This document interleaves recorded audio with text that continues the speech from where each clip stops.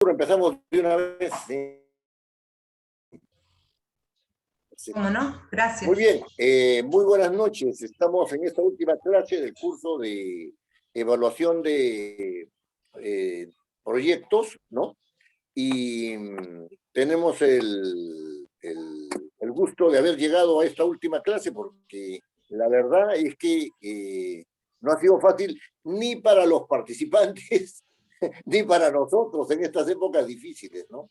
Así que vamos a terminar bien esta clase. Y en esta clase vamos a, digamos, dividirla en dos partes, ¿no? La primera es que vamos a puntualizar algunas cosas que son propias del formato del predictamen, es decir, de la propuesta que hacemos después de haber evaluado, ¿no es cierto?, el proyecto de ley o los proyectos de ley. Y en segundo lugar, vamos a hacer una síntesis del curso para dar una idea clara de la línea que hemos seguido y de los instrumentos que se deben utilizar para analizar los proyectos, ¿no? Muy bien. En cuanto al proyecto, en cuanto al formato de predictamen, ¿no? Debemos decir que los predictámenes, llamados también despachos en la Cámara de Diputados de Argentina, ¿no? Hacen la elaboración de una sumilla. Y esa sumilla es importante. No es importante en los proyectos, pero sí es importante en los dictámenes, porque en los dictámenes hay que dar una primera referencia sucinta de aquello de lo cual el predictamen va a tratar, ¿no? Y entonces, ahí tienen ustedes en el formato que se les ha enviado, ¿no?, una manera de redactar esta sumilla. Predictamen de la comisión tal, ¿no es cierto?, de la comisión tal, recaído en el proyecto de ley número tal, por el que se propone tal cosa, ¿no es cierto? Muy bien. Si los proyectos son varios porque no siempre es un solo proyecto, sino que los proyectos pueden ser acumulados, ¿no? Tiene que referirse el primero, ¿no? El primero que se ha remitido a la comisión y poner también la frase y otros, ¿no? Es decir, dictamen, ¿no?, recaído en los proyectos de ley número tal, ¿no es cierto?, y otros, ¿no? Y entonces, por los cuales se propone y se pone la materia de la propuesta. Claro, ustedes me dirán, efectivamente, hay un tema que hay que dejar en claro. Si son varios los proyectos admitidos, se entiende que esos proyectos no son iguales. Y al no ser iguales, entonces, ¿cómo es que se dictaminan todos los proyectos en un mismo momento? ¿Por qué la sumilla da razón de esos proyectos? Primero, se entiende que esos proyectos tienen una materia en común, ¿no es cierto? O sea, hay algo común en el tratamiento de las materias, aunque no sea idéntico, ¿no? Pero además, no solamente hay algo común en las materias, sino que además, sobre todos estos proyectos que tienen algo común, la comisión ha decidido, ¿no?, analizarlos, evaluarlos y elaborar una opinión de todos ellos en conjunto. Esto es lo que se llama el proceso de acumulación de proyectos. Los proyectos pueden llegar a las comisiones y pueden ser acumulados en razón de algún criterio, ¿no es cierto?, que haya permitido apreciar que tienen algo en común, y que ese algo en común es congruente. Vamos a hablar un poco después de este asunto de la acumulación de los proyectos, ¿no? Después se señala el órgano dictaminador, comisión tal, ¿no es cierto?, y la legislatura, ¿no? El predictamen enmarca esta opinión, diciendo de que la comisión tal es la que lo está realizando, es decir, ha asumido competencia sobre los proyectos que se le han derivado y además lo ha hecho en una legislatura X. Como ya le dije, el año legislativo aquí en el Perú tiene 2 legislaturas, primera y segunda, ¿no? Entonces se puede poner primera legislatura del año legislativo tal, o segunda legislatura 2021, 22, 2021, lo que fuera, ¿no? Entonces, ahí está enmarcado no solamente el tiempo, ¿no es cierto?, el tiempo legislativo, sino el órgano competente. Ahora bien, respecto a esta fórmula introductoria, ¿no? Respecto a la fórmula introductoria del predictamen, este es un asunto un poco complejo, ¿no? Un poco complejo. Esta fórmula introductoria tiene que ver con la competencia de la comisión en primer lugar, con la competencia de la comisión, con algunos antecedentes con los que tiene que ver el proyecto, que son importantes para realizar la actividad predictaminadora, ¿no es cierto? Y además con algunos aspectos que tienen que ver con las opiniones que se han vertido sobre el proyecto.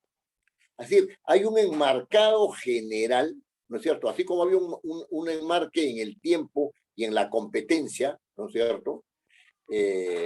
Ahora lo que va a haber es un enmarque de por qué el proyecto o los proyectos han sido remitidos a la comisión y de qué tratan, ¿no es cierto? Ese es el enmarque. Entonces, esta fórmula introductoria está dirigida al señor presidente de la comisión. Puede estar dirigido también, por supuesto, a la señora presidenta de la comisión, ¿no? Cuando hay una presidenta, ¿no? Y entonces se dice lo siguiente, ¿no? Ha venido para dictamen de la comisión tal, que también podía ser reemplazado por la comisión de su presidencia, ¿no? Por la comisión de su presidencia, porque este dictamen este predictamen, perdón, está dirigido al presidente de la comisión, no al presidente del Congreso. Atención ahí, ¿no? ¿Por qué? Porque la comisión se va a hacer cargo y el responsable de la comisión para que se haga cargo es el presidente, ¿no es cierto? Entonces, se entiende que ese señor presidente es el señor presidente de la comisión. Entonces dice, ha venido para dictamen de la comisión de su presidencia, ¿no? De su presidencia, o de la comisión tal, ¿no? El proyecto de ley número tanto, cuyo autor es el señor fulano de tal, o cuyos autores son los señores fulano de tal, porque pueden haber varios autores de un mismo proyecto, ¿no? Integrantes o integrantes del grupo parlamentario tal, ¿no es cierto?, mediante el cual se propone tal cosa, ¿no? Entonces ahí se ha dado noticias del proyecto, ¿no? Y se ha dicho de quién es la autoría del proyecto y además sobre qué materia trata. Se está repitiendo un poco, ¿no es cierto?, algo de la comilla, ¿cierto? Pero allá se ha añadido quiénes son los autores, etcétera, el grupo parlamentario. En segundo lugar, se da razón de aquellos aspectos que tienen que ver con la competencia de la comisión, con la competencia de la comisión. El proyecto de ley ingresó a la oficina de trámite documentario, ¿no es cierto?, con fecha tal, y fue remitido a la comisión con fecha tal, la cual ha asumido competencia sobre el mismo. Sobre este asunto de cuándo asume competencia una comisión, ¿no es cierto?, hay una reflexión interesante. En ningún momento, por lo menos en el reglamento del Congreso del Perú, se dice cuándo una comisión asume competencia. Algunos sostienen de que la comisión asume competencia cuando el proyecto de ley es remitido a una comisión y esta comisión lo recibe. El acto de recepción para algunos significa que la comisión ha asumido competencia. Y esta decisión es altamente objetable. Es altamente objetable, ¿no? Y es altamente objetable porque el acto de recepción de un documento no significa su aceptación. Se recibe, se toma conocimiento del documento, pero no significa que sea aceptado, ¿no? Más aún, ¿no? El presidente de la comisión puede decir, vamos a adoptar un acuerdo para decir que nosotros no tenemos competencia sobre esta materia. Han mandado a la Comisión de Pueblos Andinos, ¿no es cierto?, un proyecto de ley que tiene que ver con tributos. La Comisión de Pueblos Andinos recibe el documento respetuosamente, se lee y el asesor le dice al presidente, señor, esto no nos compete. Y entonces la comisión debe adoptar un acuerdo para decir, esto no es de nuestra competencia, devuelvas el documento, ¿no? Para que lo envíen a la comisión competente, ¿no es cierto? Muy bien. Entonces, tampoco ahí está asumiéndose competencia, ¿no? ¿Cuándo se asume competencia? Algunos dicen cuando el presidente de la comisión, ¿no es cierto?, le dice al secretario técnico de la comisión o al encargado de la comisión, ¿no es cierto?, hay que este proyecto de ley, ¿no? Quiero su opinión sobre esto para discutirlo en el pleno de la comisión. Muy bien. ¿Cuál es la dificultad? ¿Cuál es la dificultad de decir que se ha asumido competencia por una mera orden? ¿No es cierto? Porque esa es una decisión unilateral, solamente del presidente. No es una decisión de la comisión. Entonces, eso significa de que la comisión se ha abocado, sí, en términos generales, pero puede abocarse para decir que no es de su competencia, para decir que no está de acuerdo, para decir que no, ¿no es cierto? Y entonces el asesor que no tiene ningún poder de decisión, efectivamente está haciendo el análisis del proyecto y ¿no? Lo está evaluando, ¿no? Y llega a la elaboración de un predictado. Señor, yo creo que esto es lo que se debería debatir en el pleno de la comisión. Y entonces el presidente dice, perfecto, lo ponemos en el orden del día. En ese momento en el cual se coloque en el orden del día, es decir, en la agenda de la sesión, queda demostrado que la comisión ha asumido competencia. Antes no hay forma de demostrar que ha habido competencia. Incluso si el presidente le dice al asesor, hazme el predictamen, lee el predictamen y dice, no, este proyecto está mal, aguántalo ahí, aguántalo. O sea, tenlo allí, no lo vamos a tratar. ¿No es cierto? ¿No? Entonces, la comisión no se va a preocupar del tema, no está asumiendo competencia. Entonces, cuando está elaborado el predictamen, ahí recién asume competencia. Es por eso que aquí, ¿no es cierto?, se dice, el proyecto ingresó a la oficina de trámite documentario con fecha tal y fue a la comisión tal, la cual ha asumido competencia sobre el mismo. ¿Por qué? Porque está elaborando el predictamen. Ahí está el documento de asunción de competencia, ¿no? Ahora bien, un dato que resulta importante con la presentación de la materia del proyecto, ¿no es cierto?, es que se debe dar razón de que el proyecto, que sobre ese proyecto han vertido opinión diversas instituciones, algunas por mandato legal y otras a pedido de la propia comisión. La comisión puede, ¿no es cierto?, la comisión puede elaborar pedidos para que se vierta opinión sobre los proyectos. Perfecto, han llegado esas opiniones, ¿no? Y se han vertido sobre dicho proyecto, han vertido opinión tal institución, tales personas, ¿no? Entonces, y el sentido en el cual han vertido opinión. Algunas dicen que es aprobable así como está dada, otras dicen que es aprobable y han realizado observaciones al respecto, y otras han dicho que no están a favor de la propuesta. Perfecto. Nada más que eso, ¿no? Nada más que eso. Entonces, de manera muy sucinta se ha presentado el proyecto y se dice cuáles son las opiniones al respecto que se han tenido en cuenta para elaborar el predictamen. Si se trata de varios proyectos, aquí retomamos el tema de la acumulación de los proyectos. Si son varios proyectos, luego de referirlos, porque acá hay que hacer referencia a cada uno de ellos, luego de referirlos, es decir, han venido para dictamen de la comisión, ¿no es cierto?, tal, los proyectos de ley tal y tal, ¿no es cierto? Se entiende que esos proyectos se están dictaminando, o sea, se ha presentado el predictamen para que haya un dictamen, todos ellos. Esto no quiere decir que todos esos proyectos van a ser aprobados.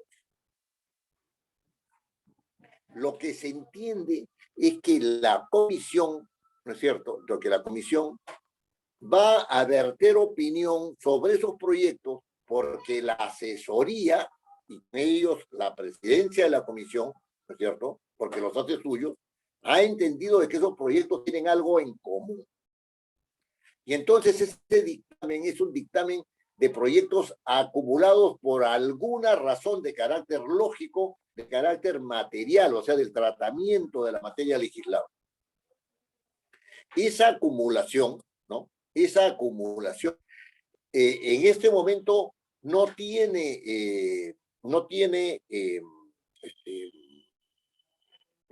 digamos, una formalidad, no tiene exigencias, ¿no? Sencillamente los proyectos se juntan y entonces la comisión agarra y dice que los ha dictaminado en conjunto y más aún se atreve a decir que ha aprobado los proyectos. ¿Qué cosa significa acumular proyectos? Quiere decir que entre ellos, ¿no es cierto?, entre ellos hay algo que es común. Eso común puede referirse al aspecto nuclear de los proyectos, es decir, a una misma mirada, ¿no es cierto?, sobre el problema que da razón de la materia legislable, efectivamente. Pero también puede referirse a aquellos aspectos que son comunes en el desarrollo de la materia legislable, es decir, en los aspectos complementarios. Hay disposiciones complementarias que abundan en favor de, hay disposiciones complementarias que están aquí limitadas y que esta las complementa de manera adecuada, perfecto. Perfecto. ¿No? Entonces, cuando uno da razón de varios proyectos, no tiene que dar razón por el dictamen, ¿eh? Por el dictamen. No tiene que dar razón de cada uno de los proyectos. Tiene que referir los proyectos, es decir, el proyecto tal, el proyecto tal, el proyecto tal y el proyecto tal. Esa es una referencia a los proyectos. Si quieren ustedes una alusión a los proyectos, ¿no? ¿Qué sucede ahí? Que esa alusión a los proyectos, ¿no?, debe ser complementada con la materia que le es común. Y entonces se dice, ¿no?, han venido para dictamen de la comisión los proyectos tales y tales y tales y tales, ¿no es cierto?, ¿no?, por los cuales se pretende normar tal cosa, que les es común, que les es común. Si me disculpan un momentito, voy a solucionar un problemita por acá.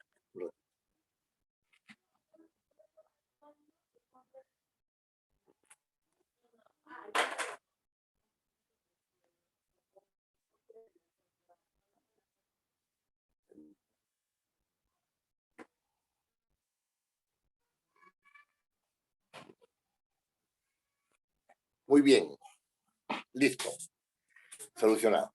Entonces, esa materia que les es común es la que tiene que ser expresada. Y punto. Si son varios. Lo cual implica que el proceso de acumulación no es un proceso por el cual se adicionan los proyectos, por los cuales se anexan proyectos. Pues se anexan proyectos. Eso es un asunto fundamental. Eso es un asunto fundamental. Es decir, yo voy a verter opinión, voy a dictaminar, por eso hago el predictamen, sobre varios proyectos en la conciencia de que tienen algo en común y que tienen algo complementario. ¿No es cierto? Es que se complementan. Y voy a dejar de lado aquellos aspectos que se excluyen. Eso que es común tiene que ser expresado, ¿no?, respecto del tratamiento de la materia. ¿Qué cosa pasa con los dictámenes ahora? Han ingresado los dictámenes, los proyectos de ley tales y tales y tales y tales. Entonces, en el predictamen se dice, el proyecto de ley, el primero trata de tal cosa, el proyecto de ley trata de segunda cosa, el otro proyecto de ley trata de tal cosa. Eso no tiene sentido. el dictamen o la opinión se va a verter sobre los 3 proyectos porque tienen algo en común. Si fueran excluyentes, no deberían estar ahí, no podrían haber sido acumulados. No podrían haber sido acumulados. Ese es un asunto importante, ¿no es cierto? Miren, en el caso del Parlamento peruano, el tema de la acumulación es tratado en un acuerdo del Consejo Directivo, el acuerdo 686, ¿no? Así se llama, el acuerdo del Consejo Directivo. Y se dice que solamente se pueden acumular proyectos, antes del dictamen. Después del dictamen, no hay. Es decir, cuando el predictamen ha sido votado, no se puede acumular nada. No se puede acumular nada. Y les doy un ejemplo. En la famosa Ley de Desarrollo Constitucional sobre la cuestión de confianza, ¿no? Se presentaron 5 proyectos. 5 proyectos. Y fueron acumulados 4 proyectos. Un quinto no se vio. No entró a la comisión, no llegó, la comisión no pudo verlo. Algo pasó, pero la comisión dijo solamente sobre 4 vamos a acumular. Los 4 eran interpretativos de las disposiciones constitucionales. No, perdón. Sí, los 4 eran interpretativos de las disposiciones constitucionales sobre la cuestión de confianza que plantea el Poder Ejecutivo cuando se presenta todo el gabinete ante el Parlamento del Perú, ¿no? Entonces, tenían algo en común. ¿Qué cosas tenían en común? Las normas constitucionales sobre la cuestión de confianza que plantea el Poder Ejecutivo ante el Parlamento, y tenían además, ¿no es cierto?, que eran leyes interpretativas de la cuestión de confianza. Y eso tenían en común. Esa quinta ley que no se dictaminó no era una ley interpretativa. Yo no sé si llegó o no llegó a la comisión a tiempo para el dictamen, pero era una ley de desarrollo constitucional. Entonces, hay 2 criterios ahí, hasta 3, son leyes constitucionales, se van a interpretar y son sobre cuestión de confianza. ¿Se dan cuenta? Allí está. Entonces, en este caso, han llegado los proyectos de ley tales, ¿no es cierto?, por los cuales se propone la regulación de la cuestión de confianza por vía de la interpretación. Esto es lo que debía decir el dictamen. Y entonces, ya los proyectos se quedan de lado, sus autores podrán defenderlos en algún momento en las comisiones, pero la materia que se está tratando no son los autores. La materia que se está tratando es la cuestión de confianza vía interpretación. Esto después cambió en el transcurso del debate, pero la acumulación sí tenía sentido. ¿Se dan cuenta? Sí tenía sentido. Habían distintas aristas en los criterios interpretativos, sí. ¿Había un núcleo complementario? Sí. La materia era la cuestión de confianza. Importante, ¿no? Importante. Y entonces, cuando uno acumula, no anexa. Se anexa con fines cuantitativos. Es decir, yo anexo un documento a un dictamen, un proyecto de ley, para que digan que yo también hice un proyecto de ley sobre eso, pero ese proyecto de ley no ha sido objeto de opinión de la comisión. No ha sido objeto de opinión de la comisión. Esto es muy importante, ¿no? Ahora bien, sobre la parte resolutiva, ¿no? Sobre la parte resolutiva, fíjense que es muy interesante esto, porque estamos hablando de un predictamen, ¿no? El predictamen no puede suponer que la comisión se va a pronunciar en un sentido o en otro. Sencillamente le hace esa propuesta y esperará que la comisión, como órgano, ¿no es cierto?, como un órgano colegiado, ¿no?, se dé, mejor dicho, una versión sobre ese documento que se le propone como fuente de reflexión para emitir la opinión. Y entonces, no se puede adelantar. ¿En qué sentido? No se puede decir se aprobó por unanimidad, se aprobó por mayoría, si la votación fue de esta manera, de esta otra, etcétera, etcétera. Si fue... No se puede. Y si no se puede, ¿cómo se introduce esta parte resolutiva del dictamen? Que es, se está proponiendo la fórmula legal que la comisión cree en el entendimiento del asesor, cree que debe ser aprobada por esa comisión, ¿no es cierto?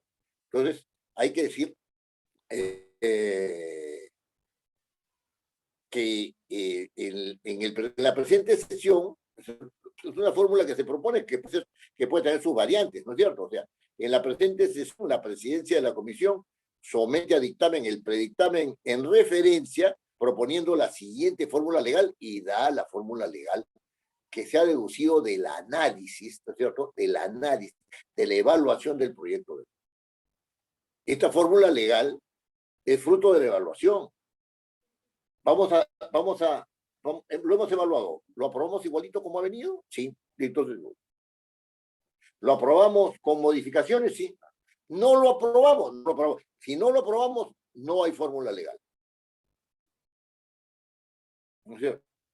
No, uno puede decir, en la presente sesión, la presidencia de la comisión somete a debate el predictamen en referencia, proponiendo la siguiente fórmula legal. Perfecto.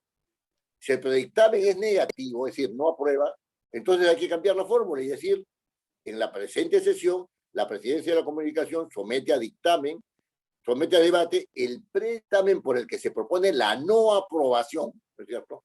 La no aprobación de los proyectos objeto de dictamen. Acá no hay, la comisión acordó, no hay. No, porque no hay acuerdo, porque no hay acuerdo. Y entonces está toda la fórmula legal. Ya hemos hablado de cómo debe ser la fórmula legal, ¿no? Y no voy a insistir sobre eso porque la organización por la organización del campo legislable, por las disposiciones transitorias que están fuera del campo legislable, ¿no? Hay principios en los cuales se debe basar esta organización, el principio de coherencia, el principio de sucesividad, el principio de inclusión, etcétera, del cual hemos hablado en la clase anterior, ¿no? De estos principios hemos hablado en la clase anterior. Son principios de tratamiento de la materia legislable. Muy bien. Esta es la parte que tiene que ver con la presentación, ¿no es cierto?, de la fórmula resolutiva. Nosotros, ¿no es cierto?, habiéndose presentado una determinada propuesta, ¿no?, que tiene estas características, ¿no?, entonces nosotros hemos decidido proponer que se apruebe la siguiente fórmula legal, ¿no? Y sigue la fórmula legal. La fórmula legal. Muy bien. Y después de esto viene esta otra parte del documento que es la fundamentación. Y en la fundamentación, ustedes ya han escuchado comentarios de mi parte respecto a la necesidad de que esa fundamentación se haga de manera ordenada. ¿Cierto? Se haga de manera ordenada. ¿Qué significa que la fundamentación se haga de manera ordenada? Significa sencilla y únicamente que se explique cuál es el problema, qué instrumentos se han, por dicho, cuál es la alternativa legal para solucionar el problema y después ver cómo los diversos instrumentos van dándole fundamento a esa propuesta. Se sacan unas conclusiones y después, ¿no es cierto?, hay una fórmula en el predictamen que dice, ¿no?, que se propone al Pleno la aprobación de la siguiente fórmula legal en mayoría, en minoría, por unanimidad, etcétera, etcétera, etcétera. Muy bien. Pero eso no corresponde al predictamen. No corresponde al predictamen, sino que corresponde al dictamen. ¿Ya? Muy bien. Aquí también reviste particular importancia, al igual que los proyectos de ley, pero aquí la demanda es mayor, ¿no es cierto? De poner todos los documentos como anexos, los documentos que han servido para la elaboración del dictamen. Por ejemplo, ha venido para dictamen el proyecto tal, muy bien, que trata de, por el que se propone la modificación tal, es una referencia. Tiene que estar en el anexo 1. Han venido 5 proyectos, los 5 proyectos tienen que estar en un anexo 1, son 5 proyectos. Para que sepa el que lee el predictamen qué proyectos son. Y después de estos proyectos hay que establecer los criterios de acumulación. ¿No es cierto? Los criterios de acumulación. Muy bien. Después vienen opiniones, ¿no? Vienen las opiniones. Entonces, han vertido opinión esta institución, esta institución, esta institución, esta institución, estas personas, y lo han hecho en el sentido tal, en el sentido tal, en el sentido tal, en el sentido tal, respectivamente. Perfecto. ¿Dónde están esas opiniones? Tienen que estar en el anexo. Hay 4 opiniones en el anexo del proyecto, del dictamen. Porque esas opiniones, evidentemente, van a ser objeto de evaluación. ¿Cierto? Ahí están esas 4 opiniones. Más aún, vamos a suponer que se propone una fórmula sustitutoria que no es corta, que no tiene 3, 4, 5 artículos, sino que tiene 100 artículos. ¿No? Y entonces va a dificultar la secuencia con la cual, ¿no?, el predictamen viene elaborado, ¿no? Según la siguiente fórmula,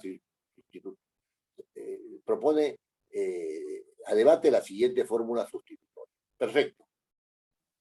200 artículos. 100 artículos, 50 artículos, ¿no? Ustedes pueden decir ahí los cuales constan en el anexo tal y los mandan a Orlando. Pueden. Estamos hablando acá de posibilidades, ¿no? Entonces la persona va y dice, ah, ya, sobre esto va a ser el debate. Sí, como es muy largo, está ahí, pues, está en un año. Y entonces es importantísima esta parte de los anexos, ¿no? Porque esta parte de los anexos, si se colocan los anexos correctamente, van a permitir no solamente que la persona que está interesada en el proyecto sepa cuáles son los documentos referidos, sino que además pueda evaluar el sentido en el cual han sido utilizados para elaborar el predictamen. Algunos aluden, hacen una cita, ¿no? Y resulta que esa cita a veces la sacan de un párrafo sin tener en cuenta el otro, o sea, lo que se dice está fuera de contexto, ¿no? Uno lee el documento, una persona acuciosa lee el documento, ¿no? Personas acuciosas en el Parlamento peruano han habido, el doctor Piz se leía todas las páginas de los documentos que tenían que llegarle, la doctora Cabanilla hacía lo mismo, la doctora Marta Chávez igualmente, etcétera, de los casos que yo conocía. Entonces son congresistas que se dedican, pues, al tema. Entonces, ese punto de vista, ¿no es cierto? Desde ese punto de vista es importante que los anexos den razón de los documentos que dan origen a la utilización, ¿cierto? A la utilización, ¿no?, tanto de la presentación del proyecto como de la parte fundamentativa. ¿Qué criterios de evaluación de análisis de impacto normativo se han utilizado? Estos. No tienes por qué decirlo en el predictamen, en el cuerpo del predictamen, pero sí, se refiere según los criterios que, ¿no?, en el anexo tal. Análisis costo-beneficio según los criterios que están en el anexo tal. Análisis según los criterios que están en el anexo tal. ¿Cierto? Eso es sumamente importante. Eso es sumamente importante. Porque independientemente de los criterios con los cuales se ha utilizado esa documentación, a veces se hace con mucha premura, a veces se tiende a la idea de sacar solamente lo que es favorable, etcétera, ¿no? Le permiten a la persona que está evaluando el predictamen, porque hay una evaluación del predictamen cuando se reúne la comisión, pues, ¿no? está leyendo el dictamen, saber si es que hay un fundamento que valga la pena, si no, fundamentos débiles o fundamentos falsos, presuntamente verdaderos, ¿cierto? Pero que son falsos. Entonces, este formato, ¿no? Nos está permitiendo que se arme el documento de una manera sólida, ¿no? De una manera sólida. Uno puede expresar de manera sintética cuáles son los análisis de costo-beneficio en el cuerpo de la fundamentación, sí, lo puede hacer, ¿no? Pero si dice que ha utilizado la guía no sé cuántos para la formulación del análisis costo-beneficio en proyectos de ley, ¿dónde está la guía? Ahí está, en un anexo. Si dice que ha utilizado una guía, si dice que ha utilizado lo de la publicación de la Konrad Adenauer Stiftung, ¿no es cierto?, de la Fundación Konrad Adenauer, que sacó una publicación sobre análisis costo-beneficio, ¿no es cierto? Ahí, por ejemplo, se podría poner la parte correspondiente que se está utilizando. No todo el libro. O dar referencia de dónde se puede ubicar. Entonces, esto es un asunto que nos permitiría trabajar en serio a este respecto, ¿no? En serio a este respecto. Muy bien. Un último detalle que ya es un asunto de carácter metodológico, es que no hay que concluir, no hay que confundir las conclusiones con las recomendaciones. Si yo tengo toda una argumentación para fundamentar mi predictamen, o sea, el sentido que tiene la parte resolutiva del predictamen, ¿no? Llego a unas conclusiones, ¿no? Esas conclusiones pueden ser parciales o pueden ser una conclusión general de todo el análisis que he realizado, de toda la evaluación realizada. Muy bien, yo llego a una conclusión clara de cuál es el problema, llego a una conclusión clara de que la fórmula legal está fundamentada, llego a una conclusión donde el análisis costo-beneficio me ofrece ciertas dificultades como para viabilizar la parte resolutiva que está bien, ¿no es cierto? La parte, perdón, constitucional o legal que está bien, ¿no es cierto? De repente todo está bien y el análisis costo y el análisis de impacto ambiental pone serios reparos a esto, y entonces tengo que sacar conclusiones de cada una de esas partes y después sopesar y decir, ¿vale la pena el proyecto? Aun cuando tenga esta dificultad de carácter económico, vale la pena, aun cuando tenga ¿Cómo sorteamos esta dificultad que se presenta? Y de ahí sí sacamos una conclusión de carácter general sobre la viabilidad de la propuesta. Es decir, la comisión opina que la propuesta es viable y ha dado las razones, y por eso ha concluido que es viable. ¿Se dan cuenta? Por eso ha concluido que es viable. Que si se aprueba, hay el 90% de posibilidades de que vaya a tener éxito en su aplicación. Bueno, todo esto tiene, por supuesto, un carácter prospectivo. Entonces, no hay que confundir esas conclusiones con las recomendaciones. La comisión no concluye recomendando. La comisión concluye sacando o extrayendo los resultados de toda la argumentación que ha dado favorable en razón del análisis de la evaluación que ha hecho del proyecto. Ese es un punto clave. No existe predictamen sin evaluación. Y por lo tanto, los fundamentos a favor o en contra de una propuesta van a salir de esa evaluación. La evaluación es fundamental, ¿no? Y se van a plasmar en ese predictamen que va a ser debatido por la comisión, y la comisión verá si lo aprueba o si no aprueba, o si lo aprueba con algunas modificaciones, ¿no? Eso ya es un asunto, pero una vez votado se convierte en dictamen. y se va como una recomendación y se va con una ilustración. ¿Cuál es la recomendación? Señores miembros del Pleno del Congreso, nosotros recomendamos que si bien estos proyectos sean, que si bien esto sea, el tratamiento de esta materia sea motivado en los proyectos tales y tales, nosotros decimos que ustedes aprueben esta forma. Ya los proyectos no cuentan. Ya no hay autoría.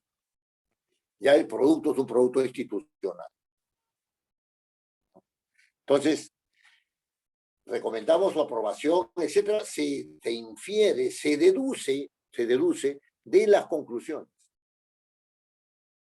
de cómo se ha analizado y a qué conclusiones se ha llegado respecto de la materia legislada. Muy bien. Esta es la primera parte de la clase de hoy, ¿no? Que vamos a, que habíamos dicho que íbamos a tratar, este formato de predictamen, que no es sino la formalización de los resultados de la evaluación. De los resultados de la evaluación. Y hay hincapié en que es un predictamen porque se va a debatir en el seno de la comisión y solamente se convertirá en dictamen si es que hay aprobación.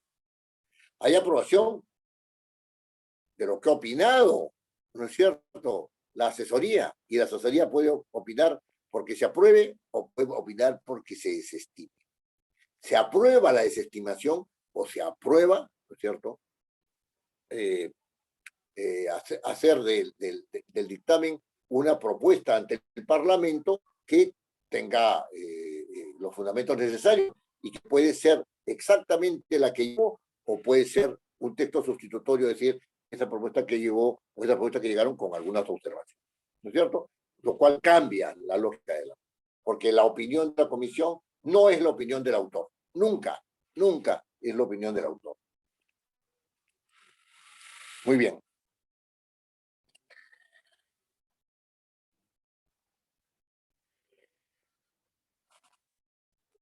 Con esto, digamos, hemos concluido la materia del curso durante estas 8 sesiones y yo voy a empezar a hacer una síntesis de la línea que ha seguido el curso y después de eso ustedes podrán hacer las preguntas que estimen pertinentes, ¿no?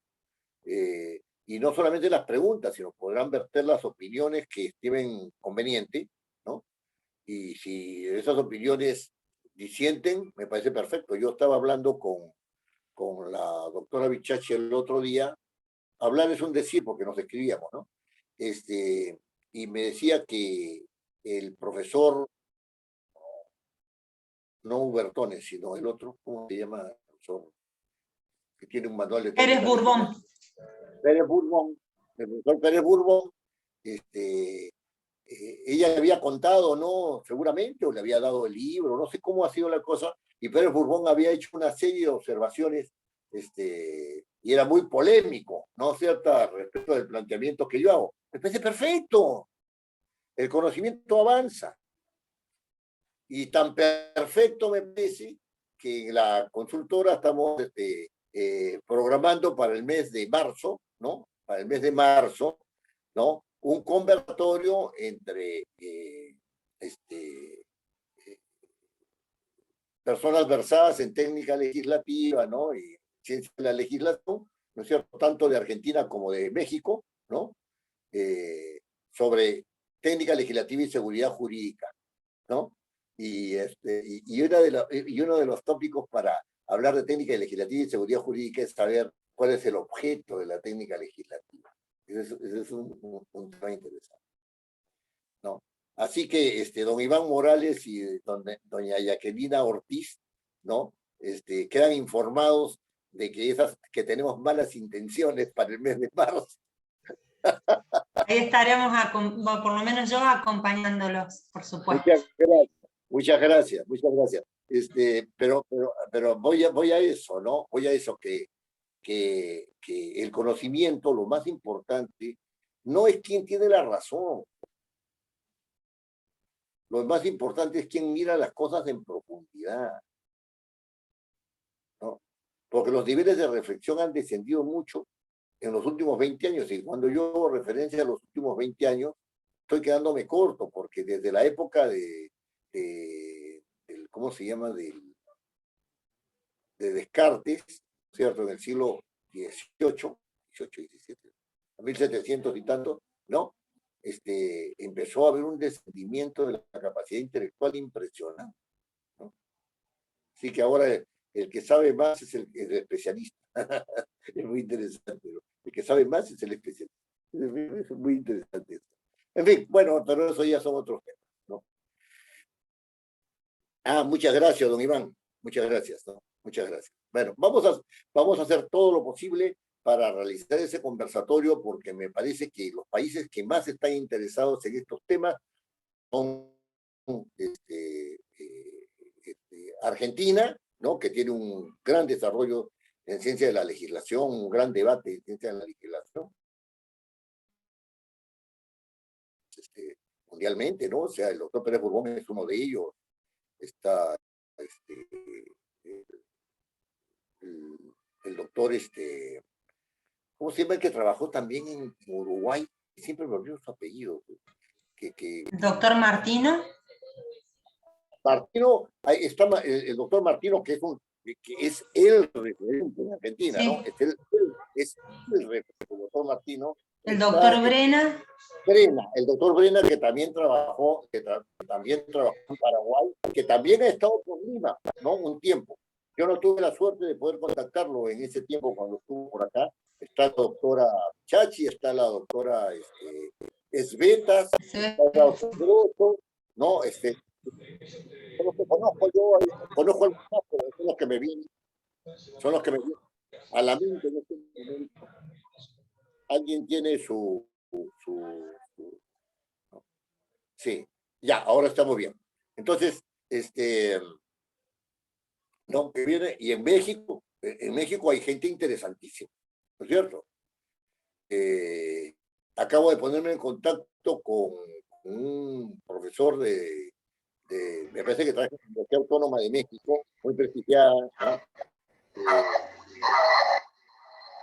Se me van los apellidos, siempre me ha pasado eso desde chico, desde mucho. Se me van los apellidos, ¿no? Y creo que esos países son los que mejor han trabajado. Ahora, República Dominicana, que me gustaría también contactarlos, no tengo contactos con República Dominicana, si alguno de ustedes tiene, se los agradecería, me los haga conocer. Es un parlamento muy prestigiado en América Central, ¿no?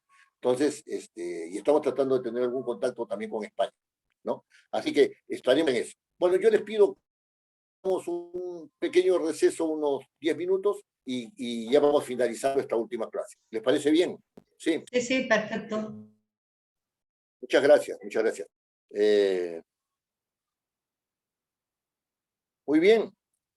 Y así pues, después de haber examinado el proyecto de ley, perdón, el proyecto de dictamen, entremos pues un poco a recapitular la materia tratada en este curso, ¿no? Iniciamos nuestra reflexión sobre la necesidad de evaluar los proyectos de ley sobre la base del cumplimiento de las funciones por el Parlamento, ¿no? Y en realidad, esta idea común, ¿no?, de que el Parlamento tiene 3 funciones, ¿no?, ha sido objeto de nuestra reflexión en razón de la existencia de otras funciones que también son importantes dentro del Parlamento.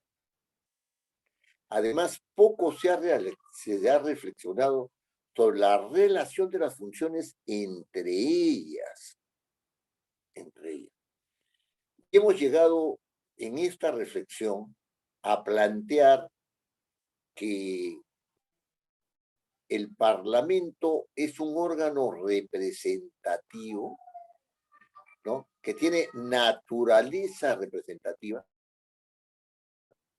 y que esa naturaleza representativa se manifiesta en el cumplimiento de las funciones propiamente parlamentarias. propiamente parlamentario. Es decir, la legislación, ¿no?, es un acto de representación. La función de control político constituye un acto de representación. La función administrativa se da en razón del ejercicio de la representación en un ámbito adecuado para el cumplimiento de las funciones. La función presupuestaria también se da en un ámbito representativo, ¿no? Los actos que realizan los señores parlamentarios, sean en regímenes unicamerales o bicamerales, son actos de representación que no hacen sino plasmar el ejercicio de las funciones. Ahora bien, el predominio o la injerencia o la importancia de la función legislativa se manifiesta en que ninguna de las otras funciones, sea la función de control político, la función presupuestaria, la función garantista, ¿no es cierto?, la función administrativa, se puede realizar sin norma explícita. De manera tal que uno, cuando hace control político, lo hace porque así lo dispone la Constitución, porque así lo regula el reglamento correspondiente. Si uno hace la función de administración, es en razón de las reglas que se establecen, ¿no es cierto?, tanto en la Constitución como en el reglamento del Congreso. Pueden haber también otras normas que contribuyan a eso, sí, también, ¿no es cierto? Ahora, la función garantista se va a realizar en razón de una disposición, pues en el artículo 102, inciso 4, me parece, está la función garantista del Parlamento, ¿no? Es decir, tienen que haber reglas establecidas. Esas reglas establecidas son normas, han sido aprobadas, ya sea en congresos constituyentes, en el caso de la Constitución, ¿no es cierto?, ¿no?, ya sea por reformas constitucionales, en el caso de los parlamentos, ¿no es cierto?, en el caso de los parlamentos, ¿no?, que tienen una función constitucional derivada, ¿no?, ¿no?, ya sea porque el Parlamento da leyes, ¿no?, y en consecuencia no existe ejercicio de la función parlamentaria que no sea objeto de la regulación. Entonces hay un predominio de la función legislativa, ¿verdad? Y es por eso que seguramente a los parlamentos se les denomina poder legislativo, ¿no? Poder legislativo. Muy bien. A estas funciones, que son funciones evidentemente clásicas, ya dentro del quehacer propiamente del derecho parlamentario, ¿no?, y del derecho constitucional, hay que añadirle otra función que generalmente se deja de lado, que es la función política. Porque justamente, ¿no es cierto?, justamente, para adoptar una decisión de carácter legal o constitucional que después posibilite el ejercicio de las otras funciones, tienen que haber decisiones políticas corporativas. Y entonces empieza la famosa negociación, que no tiene que ser vista de mala manera, ¿no? Los grupos parlamentarios empiezan a negociar entre ellos, hay influencia de grupos de influencia externos al Parlamento también, ¿no es cierto?, que tratan de dirigir el Parlamento en un determinado sentido, ¿no? Y hay una lucha ahí por esta dirección política, ¿no? Y también al mismo tiempo, esta decisión política se manifiesta en la votación. La votación podrá ser un acto parlamentario, pero su impronta dentro del Parlamento principal es una impronta política. Tenemos el mismo criterio político para aprobar esta norma. Tenemos un criterio político mayoritario para aprobar esta norma. ¿Se dan cuenta? O sea, la representación del Parlamento es una representación política, ¿no?, que da razón de las demás funciones, que son actos representativos, son actos políticos representativos.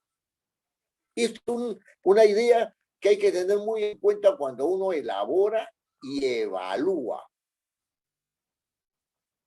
¿Por qué es importante esto para la evaluación de los proyectos de ley? ¿Por qué adquiere una importancia capital? Porque yo puedo tener una, yo puedo apreciar una viabilidad constitucional en la propuesta que trata de solucionar un problema determinado. Puedo apreciar una viabilidad económica, una viabilidad social, puedo apreciar incluso una viabilidad ambiental. Puedo reflexionar, decir, sí, esta norma no tiene incoherencias internas, está muy bien organizada en base a los principios de sucesividad, los principios de inclusión, etcétera, etcétera, etcétera, ¿no? La norma puede ser perfecta, pero puede no tener viabilidad política, y la viabilidad política condiciona el acto representativo legislativo. El Grupo Perú Libre en el Parlamento peruano tiene una idea muy clara, desde su perspectiva, de que debe haber una nueva constitución.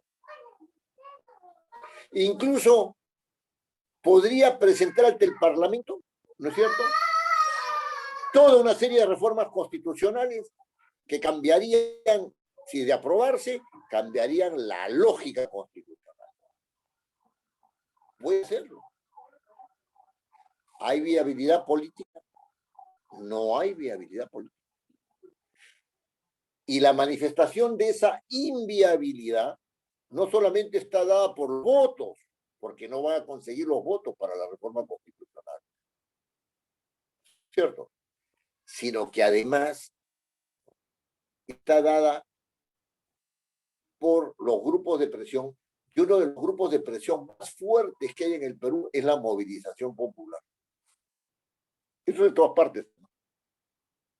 Y esa movilización popular posibilita la viabilidad o la inviabilidad de propuestas legales o constitucionales.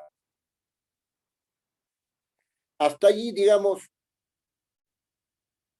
hay un marco, ¿no es cierto?, del ejercicio de las funciones del Parlamento que constituyen actos de representación política, ¿no es cierto?, actos de representación política que sencilla y únicamente, ¿no?, enmarcan el ejercicio de la función legislativa, ¿no?, es decir, de la producción de proyectos de ley y de su evaluación hasta donde nos compete en este curso, ¿no?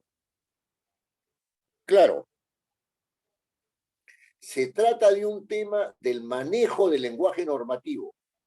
El lenguaje normativo no es un lenguaje que solamente sea un lenguaje especializado, de que además de ser un lenguaje especializado, sea un lenguaje jerarquizado, de que además sea un lenguaje legítimo, de que sea un lenguaje coercitivo, sea un lenguaje que se ciña a una lógica jurídica. No es solamente eso.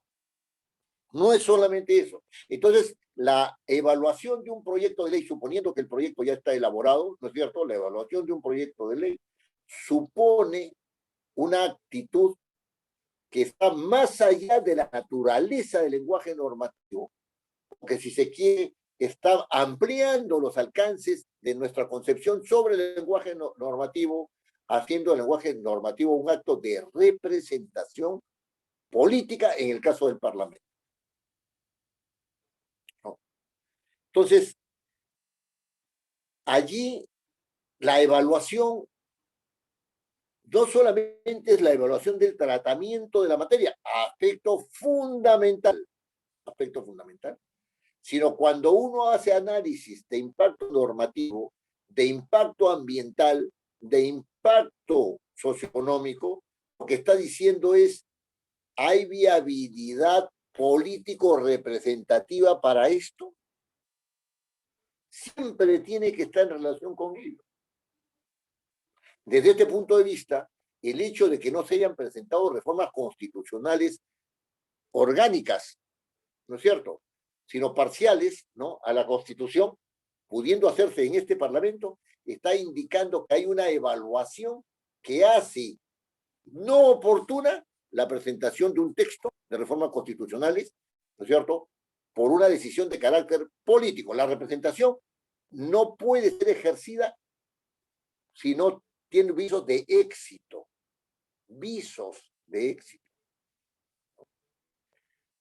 Ahora bien,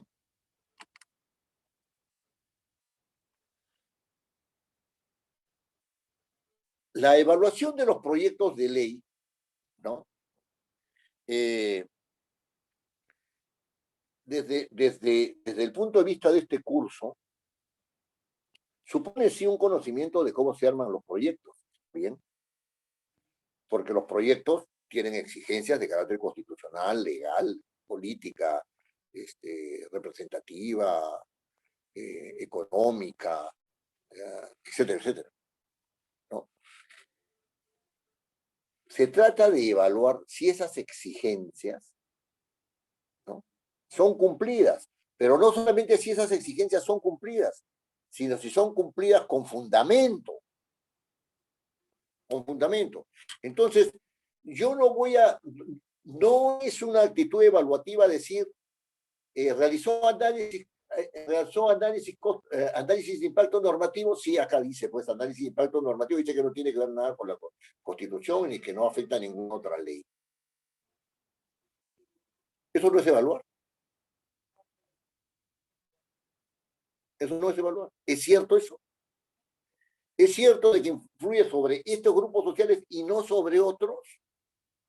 ¿Es cierto que tiene incidencia económica, ¿no es cierto?, para los que son actores, ¿no es cierto?, para parte de esa población? ¿Y es cierto que no tiene incidencia económica para otros más?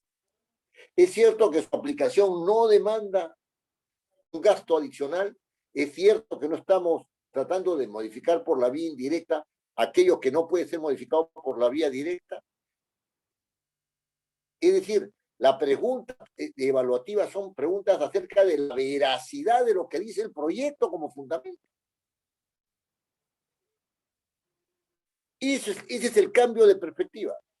Ese es el cambio de perspectiva. El proyecto puede decir lo que quiera, pero como ya hemos visto, en uno de los proyectos no se atacó la parte medular de la fundamentación. No se atacó. Hubo dispersión en la argumentación. Todo tipo de argumentos habidos y por haber, ninguno en el foco, porque no habían entendido el problema. No tenían claro cuál era el problema. Entonces, el cambio de perspectiva consiste en decir, ¿hay fundamento? ¿Hay verdad en lo que se está afirmando? ¿Es pertinente esta afirmación? ¿Es adecuada esa afirmación para, ¿no es cierto?, ¿no?, el uso de este instrumento, es decir, de entender bien el problema, es un instrumento, ¿eh?, porque hay fórmulas para entender bien, o sea, hay una manera de entender bien los problemas. Ayer había, por ejemplo, no tiene que ver con lo legal, pero lo quiero ver con un ejemplo, ¿no? Había un debate en un programa noticioso, ¿no?, donde intervenían dos exmilitares, ¿no? Y entonces, uno de ellos decía, a mí no me interesa el secretario de la presidencia, ni el ministro, no. A mí me interesa el presidente. Mi objetivo es el presidente, de él depende todo, ¿no? Y entonces, su conclusión era, hay que vacar al presidente, ¿no? Dentro de su lógica militar, ¿no? Es un ex militar, evidentemente, no, pero dentro de su lógica militar, su estrategia estaba dirigida a la cabeza. Asunto que por demás tenía antecedentes. Ese señor había peleado en la lucha antisubversiva y los judíos le habían dicho, tenemos que bajarnos a Abimael Guzmán. Lo cogieron a Abimael Guzmán, empezó a caerse el terrorismo del pueblo. Tenía ese antecedente. El otro militar decía, ¿saben qué? Eran ya personas muy maduras, ¿no? O sea, como dicen los americanos, grandes. Entonces, el otro decía, acá hay un problema serio, porque no se sabe evaluar políticamente el momento. ¿De quién depende lo que dice el general? El anterior, del Parlamento. Y el Parlamento no sabe evaluar hechos políticos. Hay un grupo del Parlamento que no sabe evaluar hechos políticos. Les doy este ejemplo, porque en un caso se había hecho una evaluación y se había ido de frente a la conclusión y en el otro lado se estaba diciendo que el problema es no saber evaluar hechos políticos. Es decir, sabemos evaluar problemas para pretender darle solución. Punto clave. Sabemos utilizar el instrumento del análisis de impacto normativo, es decir, cualquiera que quiera hacer proyectos de ley con seriedad, tiene que saber algo de derecho constitucional. Cualquiera, y de derecho parlamentario. Les digo de los demás derechos, porque ya pues no están en la parte medular. Entonces, esto por un lado. Cualquiera que quiera elaborar proyectos tiene que saber cómo manejar la incidencia social de una norma determinada y cómo manejar la incidencia económica que tendría esa norma determinada. No solamente en cuanto a su impacto social, económico, sino en cuanto a su impacto presupuestario. La lógica presupuestaria tiene, ¿no es cierto?, una dinámica propia, ¿no? Y en cuanto se refiere al aspecto ambiental, también. Y entonces, como dice el profesor Atienza, hay una confluencia de saberes. Hay una confluencia de saberes que están al marco de actos representativos y políticos. Y entonces hay que sacar la conclusión de acá de que un acto devaluativo no lo puede hacer cualquier persona. Tiene que hacer una persona conocedora e inteligente, ¿no? Tiene que saber mirar el problema, tiene que saber apreciar que la alternativa legal es la adecuada, tiene que saber apreciar si esa alternativa legal tiene qué tipo de incidencia social, política, económica, ambiental tiene que saber apreciar si es que hay una armazón lógica que le resta claridad o una armazón lógica que le resta o que le suma claridad al cuerpo normativo evaluado. Y eso es importante. Eso es sumamente importante, ¿no? Entonces, aquí los que evaluamos proyectos tenemos que estar siempre preocupados de incrementar nuestros saberes en alguna área de esta evaluación. En alguna área de esta evaluación. Y tener acceso a información de otras áreas por intermedio de fuentes de información o por intermedio de interlocutores válidos. O sea, si alguien sabe hacer una proyección de un gasto que es necesario para fundamentar un proyecto, yo tengo que ir donde esa persona. Hace muchos años, creo que fue Henry Kissinger que dijo, la democracia cuesta. Sí, pues cuesta. Y se los digo, porque si nos especializamos en estos aspectos, vamos nosotros a corroborar, mirado desde otro punto de vista, que ahí hay un nicho laboral importante y que puede dar resultados económicos también importantes. No cualquiera puede elaborar un proyecto de ley, ni cualquiera puede evaluarlo. Evaluar es sumamente importante por las responsabilidades sociales y políticas que implica la aprobación de un proyecto. Y entonces, de esto se deduce que debe haber una línea argumentativa en la fundamentación. Muchos de ustedes dirán, por eso es obvio, pues tiene que darse argumentos. ¿Qué cosa es argumentar? ¿Qué es argumentar? ¿Llenarnos de información en un sentido determinado? ¿O discutir aquellos argumentos que se tirarían presuntamente abajo una iniciativa legislativa o la opinión de una comisión que resulta de la evaluación de esa iniciativa legislativa?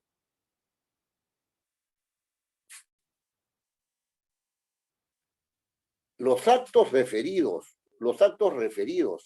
a la evaluación de los proyectos tienen que saber que cuando se obtiene determinada información, se obtiene resultados de la aplicación de los instrumentos de evaluación, ¿no es cierto? La argumentación respecto de las bondades del proyecto o de las deficiencias del proyecto y por lo tanto su aprobación con variaciones o sin variaciones o su desaprobación, ¿no es cierto? Su desestimación, ¿no es cierto? Tienen que tener un fundamento determinado en razón de esa línea argumentativa. Yo discuto probables argumentos en contra, ¿no? Es decir, esta iniciativa, según el predictamen, debe ser enviada al archivo. ¿Por qué razones? ¿Con qué datos? ¿Con qué argumentos? ¿No? Los datos no constituyen argumentos. El tratamiento de los datos puede ser argumentativo, ¿no es cierto? Entonces, es muy importante darse cuenta de que hay que formarse en argumentación.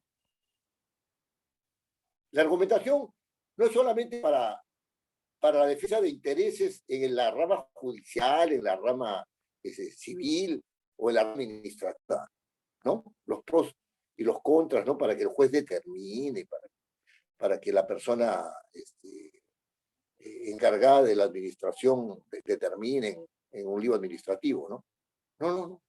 No va por ahí. No va por ahí.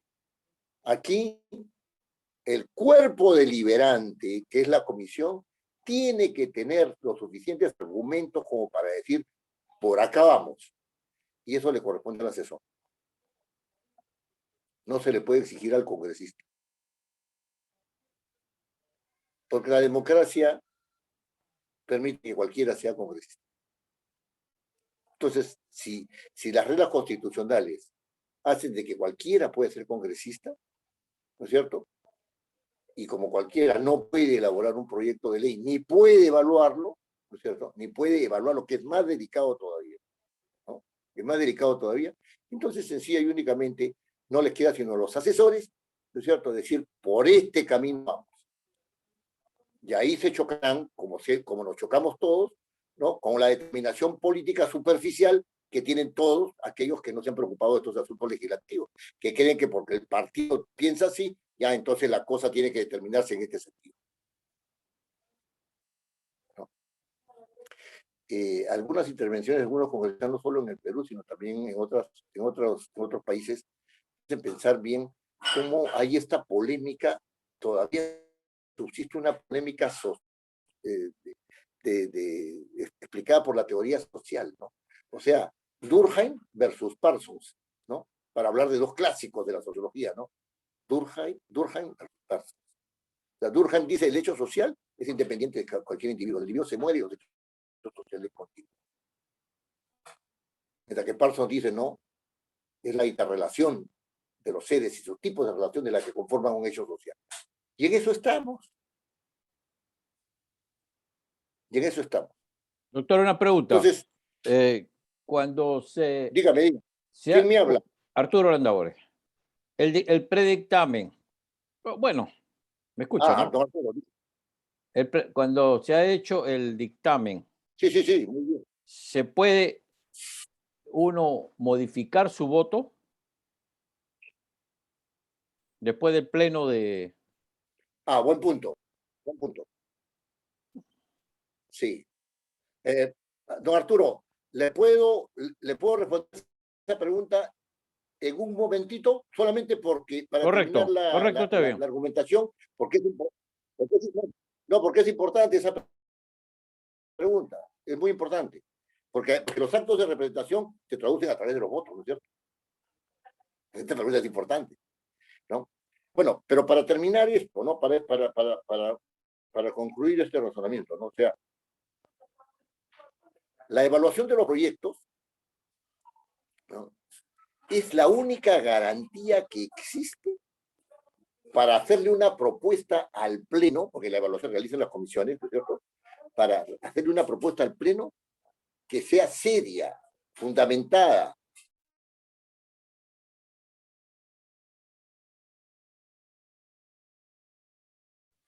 Por eso que yo, en lo personal, entra de la exoneración del trámite de comisiones, que se realiza en todos los parlamentos, que existe como posibilidad en todos los parlamentos. Estoy en contra. Y también estoy en contra de que las cosas en el Parlamento vayan a la misma velocidad que las del Ejecutivo. No pueden ir a la misma velocidad. La responsabilidad del Parlamento es mayor que la velocidad, que la responsabilidad del Poder Ejecutivo, mirada desde el punto de vista de que el Parlamento establece las reglas por las cuales se debe mover el Poder Ejecutivo. Al Poder Ejecutivo no le compete dar normas, le compete ejecutarlas, aplicarlas, y para resoluciones electorales, resoluciones jefaturales, o lo que fuere.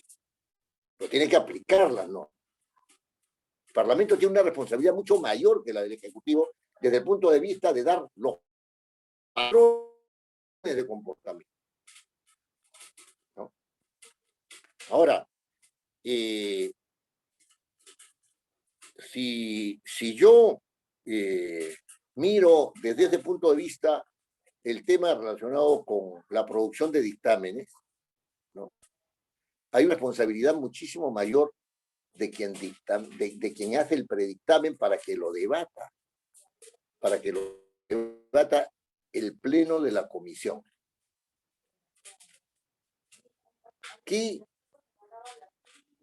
¿Cómo se puede hacer un dictamen de una disposición, de una modificación constitucional en 10 días, ¿no?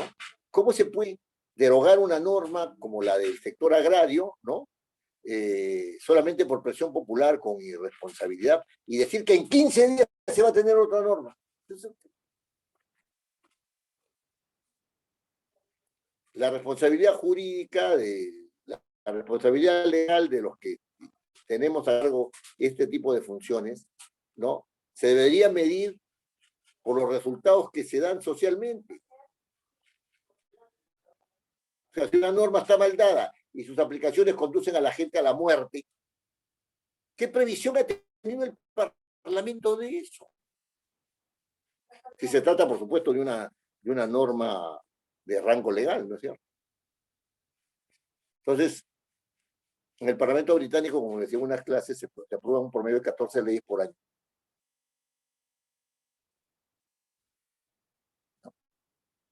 14. Acá sí se aprueban 1.400 de poco. Es una reflexión sobre la naturaleza. Yo no sé si ellos tendrán buenas normas o tendrán malas normas, pero que las reflexionan más, de todas maneras. De todas maneras. Lo cual es previsible. El sistema, por ejemplo, de seguridad social que tiene el Reino Unido, ¿no es cierto?, es uno de los mejores del mundo. Uno de los mejores del mundo. Tanto que mientras estuvo Inglaterra dentro de la comunidad económica, aunque eso todavía está un poco así, veremos, ¿no?, gran parte de Europa se iba a Inglaterra, ¿no es cierto?, Inglaterra a tratar respecto a sus asuntos de carácter de salud. Y como la economía británica no depende de la economía francesa, ni depende de la economía, entonces eso le produció un problema. Bueno, pero en todo caso, debe quedar bien en claro que los instrumentos para la elaboración que se han dado para la evaluación de los proyectos de ley que se han dado en este curso, ¿no? Son instrumentos que apuntan a una decisión política seria y responsable, ¿no? Así que, desde ese punto de vista, creo que también la consultora ha cumplido con su deber, ¿no? Con su deber, ¿no? De proporcionarles a ustedes esos instrumentos. Respecto a la pregunta de don Arturo, que un poco tiene que ver con el procedimiento parlamentario, curso que vamos a dictar el próximo año, de todas maneras, ¿no? El próximo año. Este asunto de si los votos pueden ser desdichos o no pueden ser desdichos por los congresistas, es un asunto que no se ha debatido con seriedad. En nuestro reglamento, ¿no es cierto?, los congresistas pueden retirar sus votos. Y en nuestro reglamento, si es que otras personas, ¿no es cierto?, se adhieren o discrepan de un dictamen, pueden cambiar el sentido del dictamen y tiene que volver a comisiones para que se vuelva a discutir. La pregunta es la siguiente. El concepto de institucionalidad pasa por el respeto de las reglas, ¿cierto? Muy bien. En comisiones una regla es que los acuerdos se adoptan en comisiones.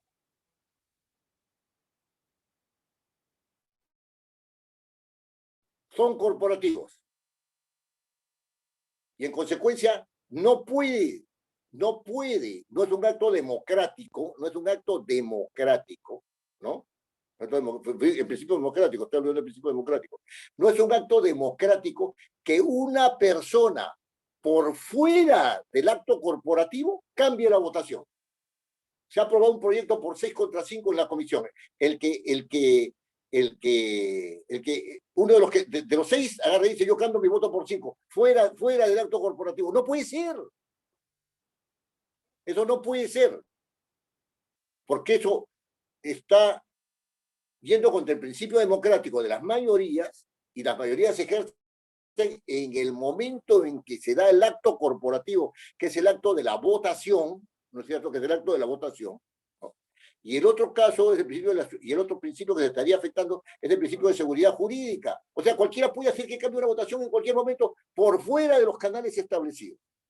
Yo estoy en total desacuerdo con esas disposiciones reglamentarias que dicen que los congresistas pueden adherirse y por lo tanto suman votos, o los congresistas pueden desistirse de su voto fuera del ámbito propiamente del pronunciamiento corporativo, o sea, de las comisiones, del pleno del Congreso, ¿no? Es una cosa, es una concesión extraña, media rara. Como por ejemplo, también estoy en desacuerdo, y esto para ampliar nada más, don Arturo, el sentido de su pregunta, ¿no?, con que las abstenciones se equiparen con los votos. Pero si está demostrado que las abstenciones no producen efecto, o sea, no causan estado. Les pongo un ejemplo, la señora Jara, presidenta del Consejo de Ministros de la época del señor Humala, y el señor, no me acuerdo el apellido del otro que fue presidente del Consejo de Ministros, Cornejo, el señor Cornejo, que también fue presidente del Consejo de Ministros, ¿no es cierto? Cuando fueron a la cuestión de confianza, en los dos casos hubo 3 votaciones. ¿Y saben por qué hubieron 3 votaciones? Porque en la primera votación había más abstenciones que votos. En la segunda votación, más abstenciones que votos. ¿Cómo se interpretó?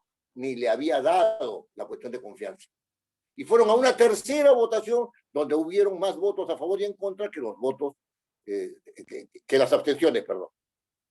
¿Por qué se votan las abstenciones junto con los votos? La abstención es la suspensión del ejercicio de tu derecho. El otro es el ejercicio del derecho. ¿Cómo pueden estar unidos los dos? Recuerdo que don César Delgado me dijo, tú te has quedado en el siglo XIX. Sí, don César, me he quedado en el siglo XIX, pero me he quedado bien en el siglo XIX. Me he quedado bien si es que me he quedado en el siglo XIX. Una abstención no es lo mismo que un voto. Y por lo tanto no pueden ser votados en el mismo momento. porque da resultados jurídicos distintos. Mejor dicho, una no da resultados jurídicos, la abstención. No produce efectos vinculantes, y los otros dos sí. ¿Por qué antes en muchos parlamentos, incluido el Parlamento peruano, había obligación de pronunciarse sobre una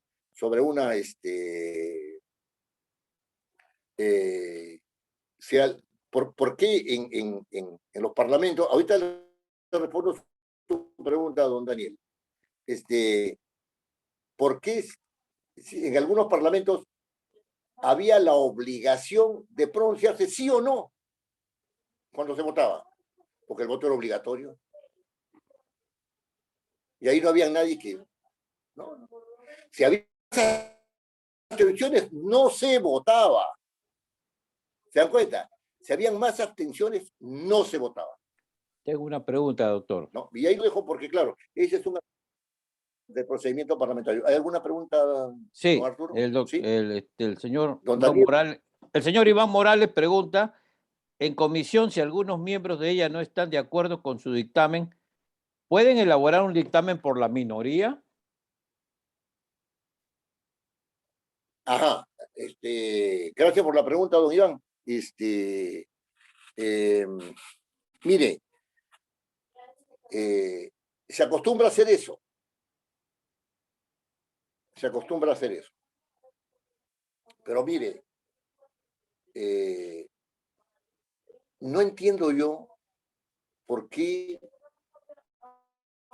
un acto corporativo como la aprobación de un dictamen por mayoría, ¿no es cierto?, tiene que ser comparado, opuesto y a veces preferido a un acto que no ha sido aprobado por la mayoría de la comisión. Yo recuerdo que en la Cámara de Diputados, donde yo estuve, ¿no?, se decían, si no se aprueba el dictamen en mayoría, entra a debate el dictamen en minoría. Yo decía, ¿quién ha aprobado el dictamen en minoría? ¿Por qué tiene igualdad de trato con un dictamen en mayoría? El dictamen en mayoría lo ha aprobado mayoritariamente la comisión y hay una minoría que efectivamente no está a favor de ese dictamen. Perdió, pues. Perdió.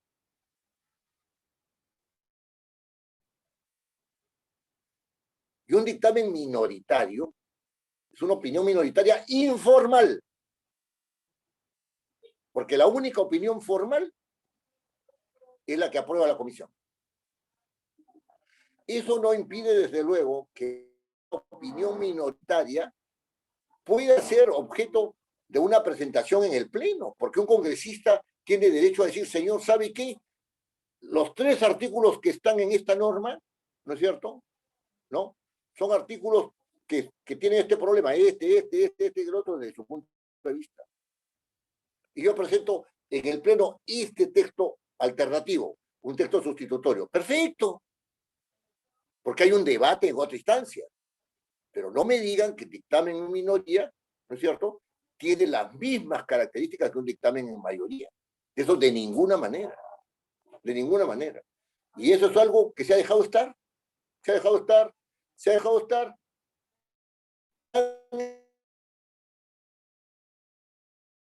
Es así en el área propiamente legislativa, que también podría darse el caso, pero que en el área de control político, cuando se tiene un dictamen en mayoría, ¿no?, los dictámenes en minoría se sienten con derecho, ¿no es cierto?, a enviar el dictamen en minoría al Ministerio Público, pero si ese no ha sido el pronunciamiento del Pleno del Congreso. O sea, hay algo que no está funcionando ahí si es que respetamos una regla básica del principio democrático, que es el derecho de las mayorías, ¿no es cierto?, ¿no?, para los actos legislativos, ¿no es cierto?, y para los actos de pronunciamiento, y el derecho de las minorías para los actos de constitución, ojo, no para los dictámenes, ni los informes, pero los actos de constitución, ¿no es cierto?, de organismos de control político. El derecho de las minorías es para los actos de constitución de instituciones de control político, es decir, una comisión, etcétera. Pero no es el derecho a la opinión. Porque se haya constituido con una votación del 45%, que no tiene ni la mitad ni nada de los congresistas, y que eso es el derecho de las minorías, no quiere decir que el resultado va en favor de la minoría en la comisión. No, no, no, no. Si se quieren cambiar en esos criterios es otra cosa, pero son los criterios que vi. Son los criterios que vi. Bueno, para que no se nos vaya yendo la hora, ¿no? Porque pues adelantamos un poquito a las 6 para no afectar sobre todo los amigos de Argentina, ¿no? Algunas acotaciones, ¿no? Algunas acotaciones de carácter administrativo.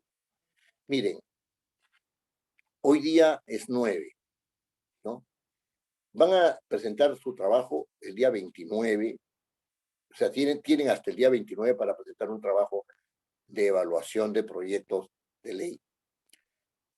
Las características del trabajo y los proyectos que deban ser analizados en estos 20 días, lo van a tener ustedes mañana temprano en el WhatsApp del curso.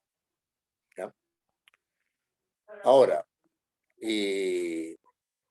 después que se hayan enviado los trabajos, ¿no?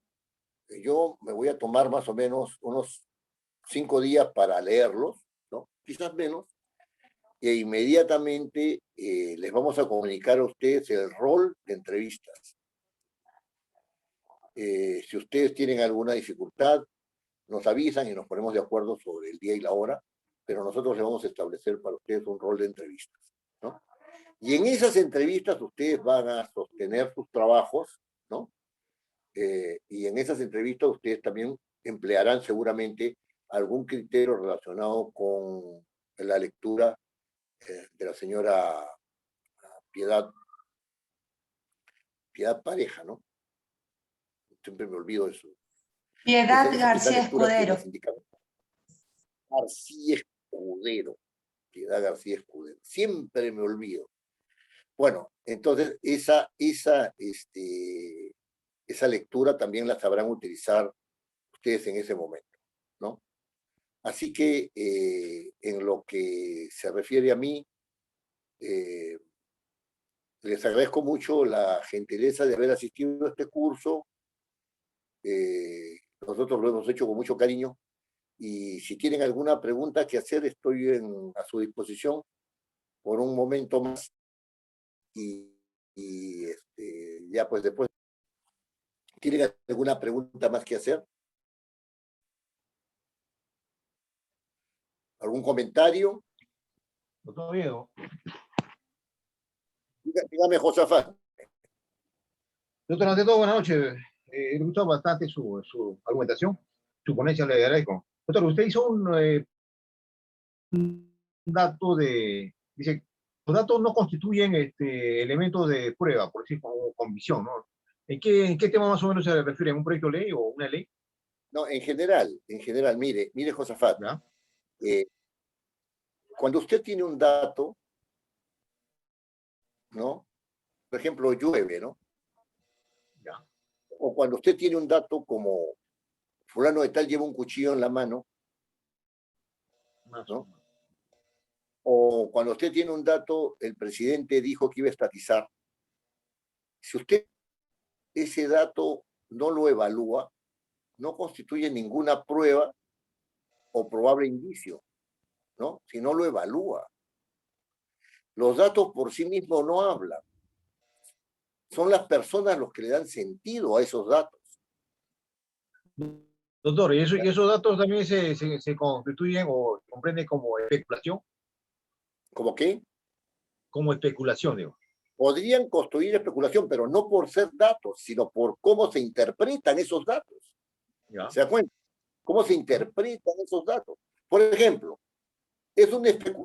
ayer 2 generales superiores del más alto rango han dicho que han sufrido influencia de terceros para los ascensos y que ellos no han aceptado y por eso los han votado. Eso han dicho. Eso han dicho. El dato es que han dicho eso. Ese es el dato. Lo puede usted corroborar escuchándolos en sus videos correspondientes. Sí, sí. ¿Cuál es la significación de esos datos? ¿Cuál es la significación de esos datos? ¿Los dos lo han dicho de la misma manera? Primera pregunta. Segunda pregunta.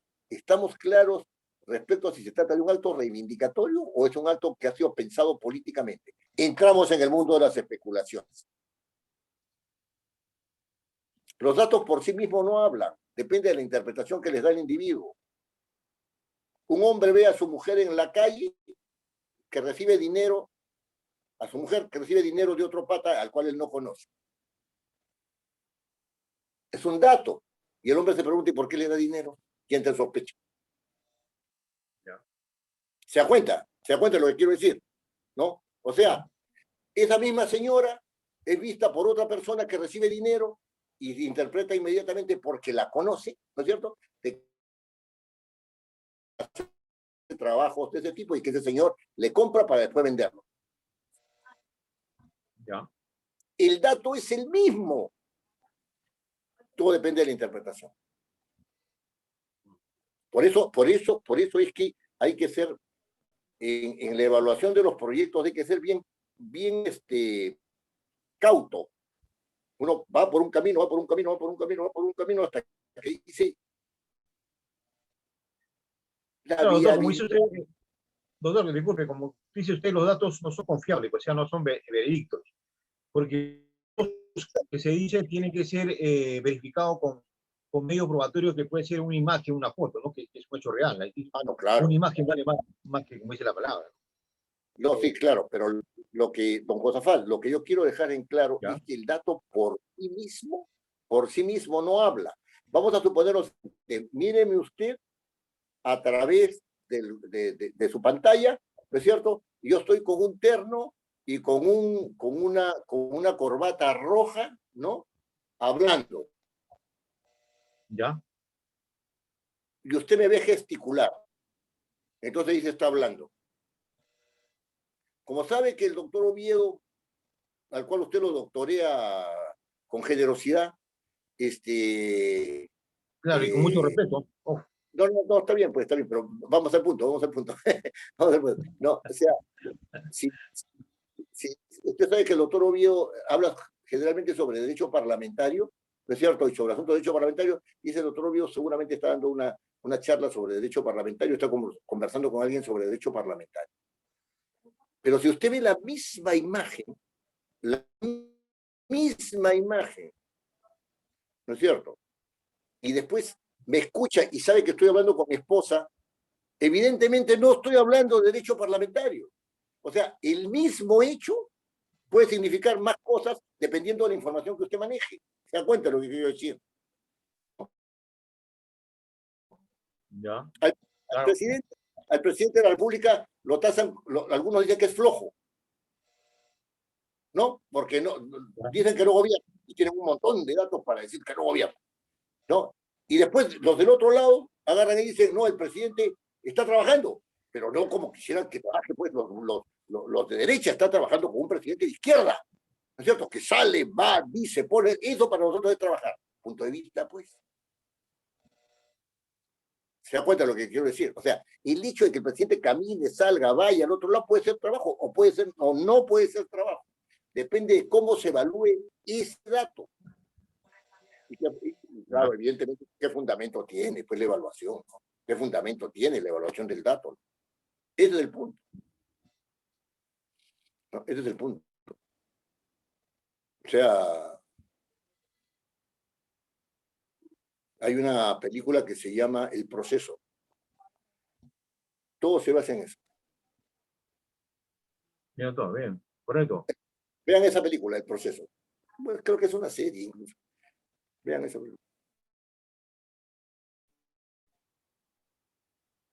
¿Alguna otra pregunta? Bueno, entonces, en lo que a mí respecta, mañana tienen ustedes los documentos que van a tener que analizar, evaluar, y tienen hasta el 29 para entregar su trabajo, y y después, 3 o 4 días después, tendrán un rol para las entrevistas, ¿ya? Y con eso daremos por finalizado el curso. Don Arturo, ¿tiene usted algo que agregar? Sí, muchas gracias por los participantes, por haber confiado en nosotros, y espero que se vayan más contentos con haber recibido los conocimientos del doctor Oviedo, con mucha experiencia en el quehacer parlamentario y como también docente de este curso. Muchísimas gracias, los esperamos a un nuevo curso. Gracias. Estoy por terminado este curso. Buenas noches. Muchísimas vemos. gracias. Que todo les vaya muy bien, que todo les vaya muy bien. Okay. Buenas noches, Daniel, buenas noches. Hasta luego. Muchas gracias. Que le vaya muy Igualmente. bien. Que le vaya muy bien. Gracias por todo. Ya vamos a aparecernos por Argentina, no se preocupen. No, lo esperamos.